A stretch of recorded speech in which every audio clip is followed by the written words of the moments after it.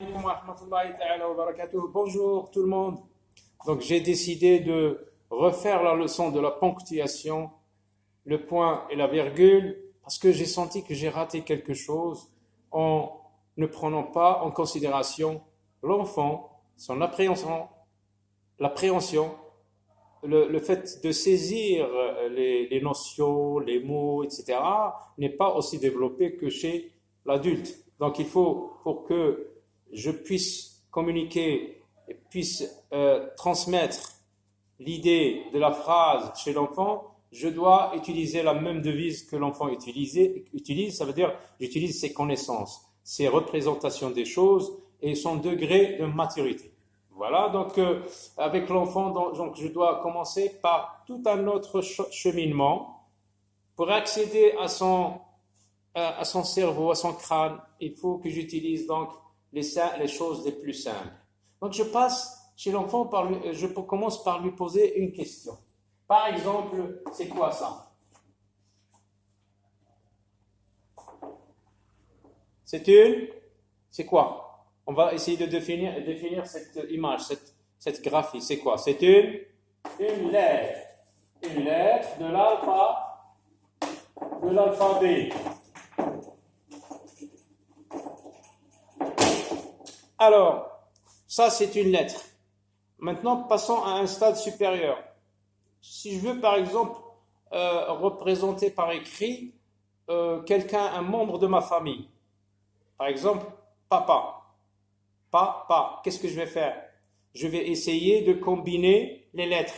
Je vais mettre P avec A et un autre P avec A et ça donne papa. Alors, papa, c'est quoi? Pour le A, on a dit que c'est une lettre. Et papa, c'est quoi? C'est un mot. Très bien. C'est un mot. Voilà. Maintenant que nous sommes arrivés à définir une lettre, normalement on devait passer par la syllabe, mais bon, on est passé directement au mot. Maintenant, le mot papa, je veux le mettre dans un contexte. Par exemple, papa fait quelque chose. Papa, par exemple, lit le journal. Très bien. Papa lit le journal.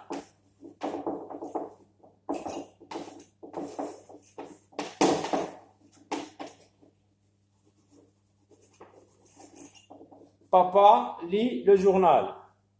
À l'écrit, comme vous le voyez, il y a l'écrit, il y a les sons que je produis pour dire cette suite de mots. Papa lit le journal, on l'entend. Si je veux la voir, la regarder, papa lit le journal. Alors, ça c'est une lettre, ça c'est un mot, et ça c'est quoi? Si j'ajoute un petit peu à l'écrit, parce qu'on dit ça commence par une majuscule, et ça se termine par un point. Papa lit le journal. C'est quoi papa lit le journal? Et voilà donc que nous arrivons à la notion de la phrase. Donc la phrase, c'est quoi? On va essayer de la définir parce qu'il n'y a pas pire casse-tête que la définition. On utilise beaucoup de mots dans notre vie quotidienne, dans notre communication avec l'autre. Mais si je vous dis, je vous arrête sur un mot, je vous dis, mais c'est quoi par exemple la liberté? C'est quoi, par exemple, la violence? Qu'est-ce que ça veut dire la liberté? Qu'est-ce que ça veut dire la violence? Qu'est-ce que ça veut dire, je sais pas moi, la société? Alors là, vous commencez à chercher vos mots. Chacun va donner une définition différente parce que ça demande beaucoup de concentration. C'est le domaine des lexicologues dans le dictionnaire. On définit les mots. Même le pain, par exemple, on dit voilà ce que c'est que le pain, voilà ce que c'est qu'une feuille, voilà ce que c'est qu'une porte. Donc, on est arrivé donc à la notion de la phrase. C'est quoi une phrase? Vous la voyez, elle est là. Une phrase, c'est le fait de mettre des mots côte à côte, agencer les mots dans une feuille ou bien les agencer oralement, quand on communique à l'oral, on communique à l'écrit, on communique par des gestes. Donc, à l'oral et à l'écrit, c'est la même chose. On agence des mots, on dit des mots dans un certain ordre pour faire une phrase. Donc, la phrase, c'est une suite de mots. Une suite, un mot qui suit l'autre.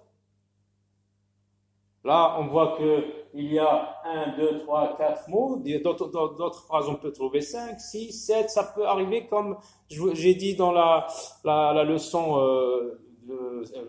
la leçon précédente qui a le même titre. J'ai dit que la phrase chez Victor Hugo, dans Les Misérables, arrive jusqu'à 840, 850, comme ça. Et chez Proust, ça dépasse encore un peu plus. Donc voilà que je pense que maintenant l'enfant, celui qui me regarde, a une idée de ce que c'est que la phrase, une représentation. Donc la phrase est une suite de mots qui a, et là vous avez compris quelque chose, papa lit le journal. Donc vous imaginez, chacun imagine son papa en train de lire un journal, peu importe quel journal, mais c'est le fait de lire comme ça. Il peut être debout, il peut être assis, chacun l'imagine à sa façon. Donc, mais si je mets le même mot dans le désordre, par exemple, je dis lis papa, bien journal,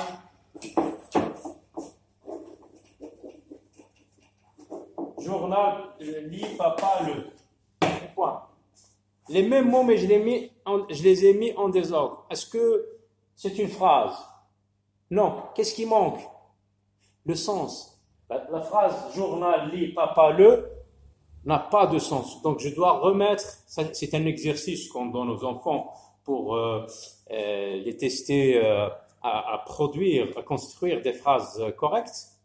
Donc il y a un certain ordre dans lequel je dois mettre les mots. Je ne peux pas les mettre dans n'importe quel ordre. Voilà donc pour la phrase. Et la ponctuation, comme j'ai dit hier, la ponctuation, par exemple, Amine a acheté un ballon, un peigne, un pull, une casserole,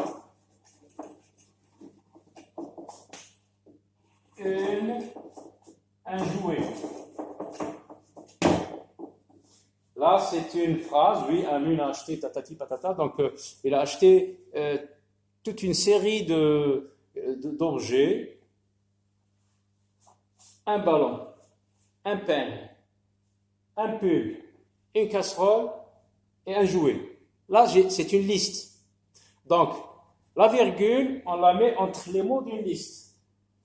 Amine a acheté un ballon. Bon, on passe direct. Là, je mets une virgule. Un peigne, c'est un autre élément de la liste. Un pull, c'est un autre élément de la liste. Je mets une virgule.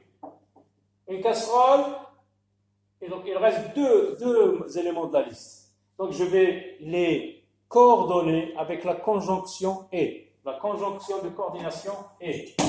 Et je termine par un point. N'oubliez pas que la phrase commence toujours par une majuscule et se termine par un point. Je peux mettre aussi la virgule entre les groupes de mots dans une phrase. Par exemple, hier matin,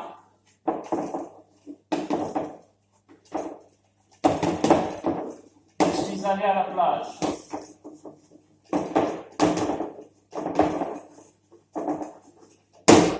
Donc, je vais commencer par une majuscule, un H majuscule, et j'ai terminé par un point.